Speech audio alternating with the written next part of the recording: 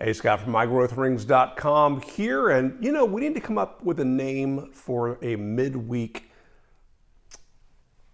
flashback, a review, a time to discuss your feedback. I'm trying to put out a video every weekend, but usually by midweek, there's something more I wanted to say or some additional filler that is requested. And give me your feedback on that, if we need a title for this or not. So in my last video, which was about the drill press, I received 2 comments, and I also realized there was something important that I failed to mention. The first one was, gosh, it looked like you were having trouble getting the machine into the drill press position. You're right, I clipped something out. The moment of me struggling, because as I've mentioned before, this is to me a new Shopsmith Mark V. It's not a new one, and whoever had this before me never really got the thing set up. Now, one of the things I like to do, and speaking of still not getting it set up, this jointer came with it. The jointer's all rusty. I need to get that thing all cleaned up. But I like to leave the jointer mounted forever and never to be removed on the end of the Mark V. I find that it's great ballast. It's wonderful for turning on the lathe. You know, obviously when I'm in the drill press position, it doesn't hurt to have something real heavy on the far end of the machine. And I never, ever, ever, ever put an extension table over there. And maybe we'll explain that at some point, but not today. But one of the struggles I had was this little guard right here on the jointer is designed kind of like a belt guard, but it's designed to keep things from hitting the coupling as you're driving it, and to keep your hands away from the moving parts. And one modification I always make to these is I trim this corner off at about a 45-degree angle. You can see that this is already getting beat up. Well, there's no point of that even being there. And so using a tool, kind of like the fast cap flush cutter, I would just come in here and nibble that off. I have to nibble that in smaller bites, I guess. All right, let's try that lifting again with those corners removed. This little hinged cover moves with the fence on the jointer. It may be in the way at times, it may not, but going up, it's never in the way. So let's give that a try. Oh, much better. Much better. Now, a question came in a private message on the Shopsmith forum, and they asked, Scott, why didn't you use the drill press lock knob, which this little bolt right here that has a rounded tip engages this dimple right here? And the second question they had to do with the fact that theirs seems to be misaligned. So let's go back up to the drill press position and we'll talk about that. So if we get in really close, you will notice that the tip of that bolt engages the edge of the dimple. It's not going into the center of that dimple. Now, why would that be? Well, believe it or not, that is by design. So I remember hearing from one of my old friends and former, now retired Shopsmith engineers that at one time it did in fact go dead center on the dimple.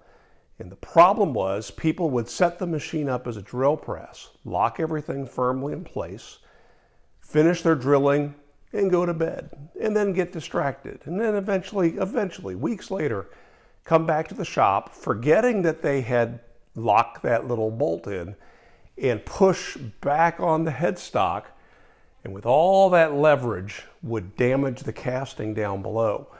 And the idea of having it just catch the edge of that dimple makes it act as a bit of a detent. And if you forget that you have tightened that in place and then you go to lower the headstock, it will push past that dimple. And almost every one of these machines, if you look at them and they've been around for a little while, you'll notice that there's a little scratch that leaves the dimple, and that comes from that bolt. I never lock it, ever, ever, ever, ever. And let me show you why.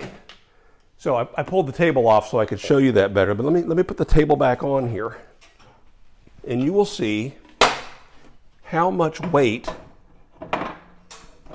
we actually have ahead of the pivot point down here. And notice that the pivot point is way back there on the casting. It's way at the back of the casting.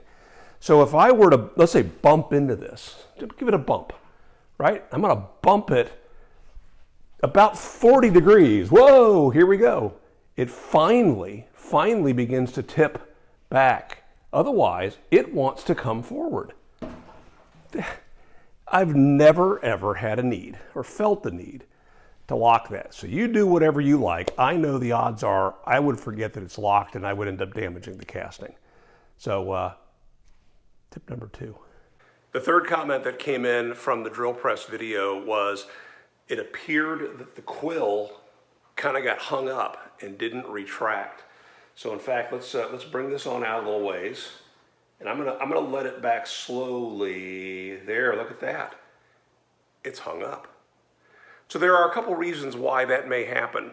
One is just the fact that maybe it's not clean, maybe it's not freshly waxed. Maybe there's too much wax in the casting from previous waxes that somebody polished that with wax, and while the wax was still wet, they allowed it to retract. Feels a little rougher than that. So what are some of the other possibilities? Well, maybe the headstock, the quill lock isn't completely loosened, right? So maybe it's hung up on that. In fact, you'll notice if I have that almost tight, it'll stop everywhere I go. That's not it. Maybe I don't have enough tension on the spring. Well, that's unlikely because I can tell that the tension on this is the same tension it had when it was made. How do I know that? Right here, there is a set screw, and the tip of that set screw is square, and it's running inside of this keyway right here. And that is what keeps this from rotating, and it keeps that shaft from coming out any further than it does.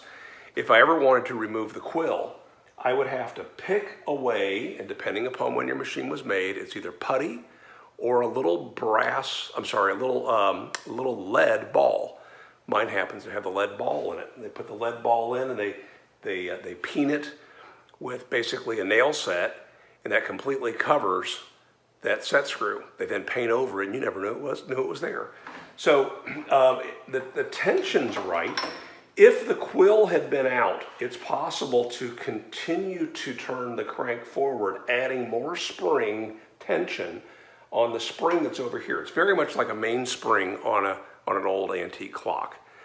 In all likelihood, what I have going on here is a little bit of a burr somewhere. More than likely, it's right here on the edge of that keyway, and that burr is causing that to hang up. So I will, in fact, remove this quill, clean everything out, check to see if there's any burrs, get rid of the burrs with, usually I just use some very, very fine abrasive cloth, and that'll take care of that. Currently, it's not hanging up enough to bother me, but now that you've pointed it out, maybe it is. Okay, that's it for this video. Let me know if you have any more feedback, and leave comments, particularly on what we should call this, because I think we're going to do this every week.